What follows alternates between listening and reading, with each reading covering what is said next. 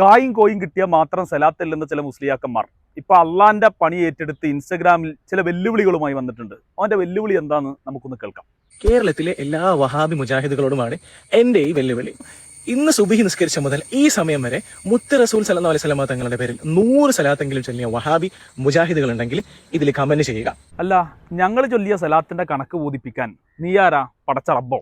100 സലാത്തെങ്കിലും ചൊല്ലിയ വഹാബി മുജാഹിദുകൾ ഉണ്ടെങ്കിൽ ഇതിൽ കമന്റ് ചെയ്യുക.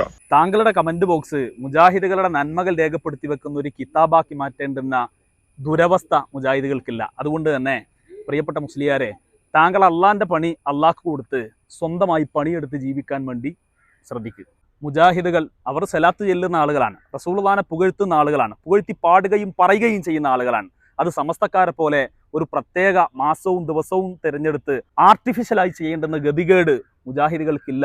ഒരു വഹാബി ഉണ്ടെങ്കിൽ, ഒരു മുജാഹിദ് ഉണ്ടെങ്കിൽ, ഒരു കുപ്പി വഹാബി, ഒരു കുപ്പി മുജു ഉണ്ടെങ്കിൽ ഇപ്പോൾ വന്ന് കമന്റിട്ടോളി. ഇൻഷാ അല്ലാഹ് വെല്ലുവിളി സ്വീകരിക്കാൻ ധൈര്യമുണ്ടെങ്കിൽ കമന്റിട്ടോളി. മുജാഹിദുകൾ ചൊല്ലുന്ന സലാത്തിന്റെ കണക്ക് നിന്റെ കമന്റ് ബോക്സിൽ കൊണ്ടുവന്നിട്ട് ആളുകൾ മുഴുവനും അത് കണ്ട് അതിൽ ഉത്സാഹം കൊള്ളുമ്പോൾ യഥാർത്ഥത്തിൽ ആ കർമ്മം കൊണ്ട് എന്ത് പ്രതിഫലമാണ് ഉണ്ടാവുക?